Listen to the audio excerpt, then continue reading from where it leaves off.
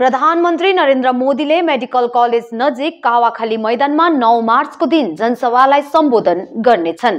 लोकसभा चुनावभन्दा पहिला देशका प्रधानमन्त्री नरेन्द्र मोदी उत्तर बंगालको भ्रमणमा आउने भएका छन्। 9 मार्चको दिन सिलगढी अन्तर्गत कावाखाली मैदानमा सार्वजनिक जनसभालाई सम्बोधित गर्नेछन्।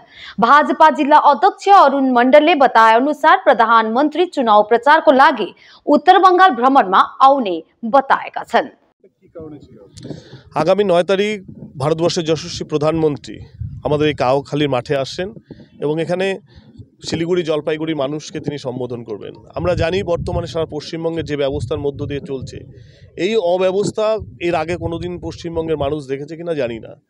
কারণ সেই জায়গায় দাঁড়িয়ে সন্দেশখালীর মতন ঘটনা সেই জায়গায় দাঁড়িয়ে আমাদের শিলিগুড়ি এবং জলপাইগুড়ির মানুষকে সম্বোধন করবেন এবং তার জন্যে ভারতবর্ষের মানুষ যেভাবে নরেন্দ্র মোদীকে পছন্দ করেন যেভাবে ভালোবাসেন তো এই ছোট্ট একটা মাঠ কাওয়াখালীর মাঠ এই মাঠে এত লোকের সমাগম কিভাবে আমরা সম্ভব করে উঠতে পারি তার জন্য এই পরিষেবা দেখতে এসেছি যে কাদেরকে কোথায় ব্যবস্থা করা যেতে পারে কিভাবে এই মাঠে সুন্দরভাবে সবাই যাতে সুষ্ঠুভাবে প্রধানমন্ত্রী নিজের যে ভালোবাসার মানুষগুলো দেখতে আসবেন প্রধানমন্ত্রীকে যেন দেখতে পারেন।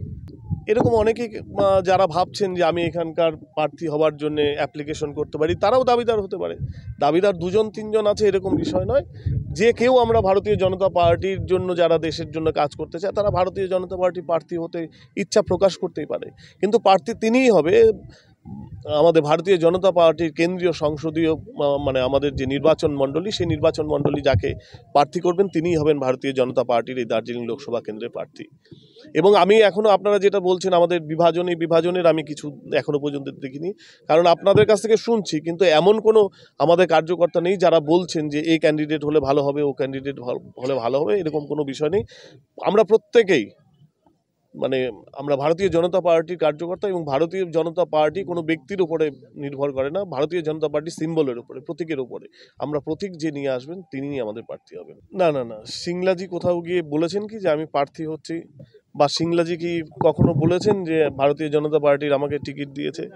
আর যারা ওনার সাথে যাচ্ছেন তারা সোশ্যাল ওয়ার্ক করছেন, তারা সামাজিক কাজ করছেন। সামাজিক কাজ প্রত্যেকেই করতে পারে। আপনারা জানেন আমাকে আনারস বলেছেন, আপনারা আনারসের প্রচুর সামাজিক কাজ আমরা করি। তার জন্য ভারতীয় জনতা পার্টি কাউকে সামাজিক কাজের জন্য আটকে দেবে এরকম বিষয় নয়।